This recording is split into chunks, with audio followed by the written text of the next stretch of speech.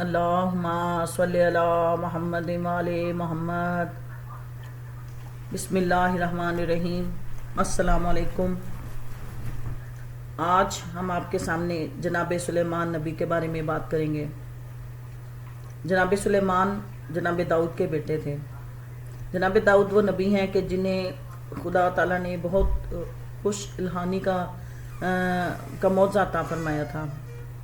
یہ جب دنیا سے جانے لگے تو خالق کائنات نے جناب جبرائیل سے کہا کہ یہ صندوق لے کر جاؤ اور جناب داؤد سے کہو کہ جو تمہاری اولاد میں سے جو بھی اس کے اندر جو چیز ہے اس کے بارے میں بتائے گا، ہم اسے حکومت اور ساتھ ہی نبوت عطا کریں گے۔ تو جناب جبرائیل وہ صندوق لے کر آئے اور آ کے جناب داؤد سے کہا کہ خدا تعالیٰ کا ارشاد ہے کہ تمہاری اولاد میں سے جو بھی اس کے بارے میں بتائے گا کہ اس صندوق میں کیا ہے، وہی بادشاہ بھی بنے گا اور وہی آپ کے بعد نبی بھی بن جائے گا۔ تو جناب سلیمان نے آگے بڑھ کے بتایا کہ اس صندوق میں ایک انگوٹھی ہے، ایک تعزیانہ ہے اور ایک سوال نامہ ہے۔ تو اللہ تعالیٰ کی طرف سے یہ انگوٹھی جب جناب سلیمان کو دے دی گئی اور جناب داؤد نے انہیں اپنے بعد نبوت اور بادشاہت عطا کی، تو اس کے بعد جب ہی انہوں نے انگوٹھی پہنی، ان کے پہنتے ہی تمام پرندے، تمام حشرات الارض، جنات ان کے ارد گرد اکٹھا شروع ہو گئے۔ تو جناب سلیمان جو ہیں انہیں 12 سال کی عمر میں بادشاہت اور نبوت دونوں چیزیں 12 سال کی عمر میں ملی۔ ان کی بادشاہ تو یہ بہت عاجز نہ رہنے والے انسان تھے، لوگوں کے ساتھ ان کا رویہ بہت اچھا تھا۔ غریب امیر کا کبھی انہوں نے احساس نہیں کیا کہ کوئی غریب ہے کوئی امیر ہے، ہر ایک کے ساتھ میانہ روی سے رہتے تھے۔ ایک مرتبہ انہوں نے سوچا کہ مجھے اللہ تعالیٰ نے اتنا بڑا عہدہ عطا کیا ہے، مجھے بادشاہت بھی ملی ہے اور نبوت بھی، تو انہوں نے سوچا میں پوری مخلوقات کی دعوت کروں، ساری مخلوق کو اکٹھا کروں، ان کے لیے کھانے کا اہتمام کروں۔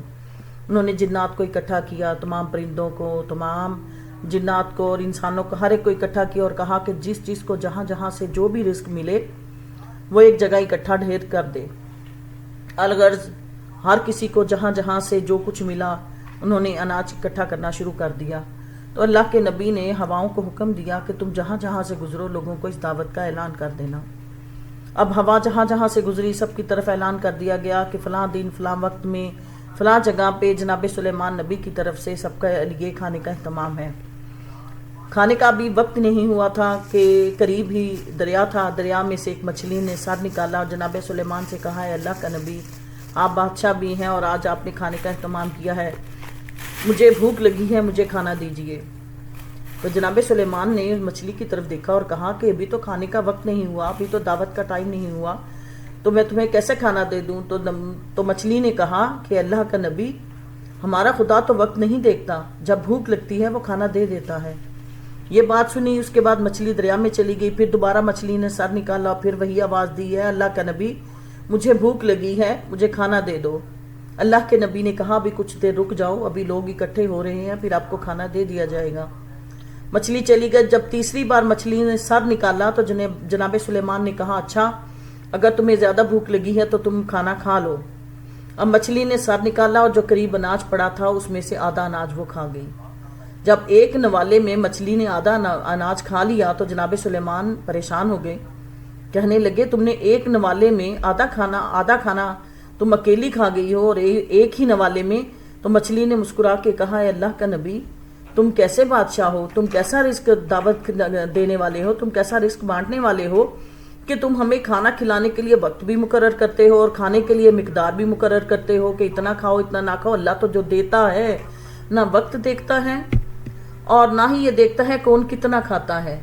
وہ رحمان و رحیم، وہ کریم، وہ سخی خدا ہر ایک کو اس کو عطا کرتا ہے۔ یہ بات سن کے جناب سلمان گھبرا گئے اور کہنے لگے خالق کائنات، یہ تیرا ہی کام ہے کہ تو جس کو چاہے جتنا چاہے رزق عطا کرے، تو دنیا میں عطا کرنے والا ہے، وہ اب دینے والا خدا ہے، اس کی مرضی ہے، وہ چاہے ید اللہ ہاتھوں سے دے، عین اللہ آنکھوں سے دیکھے، لسان اللہ زبان سے بولے، وہ خالق کائنات ہے، اس کا اختیار ہے کہ وہ جو چاہے کرے۔ اللہم صلی علی محمد وعلی محمد۔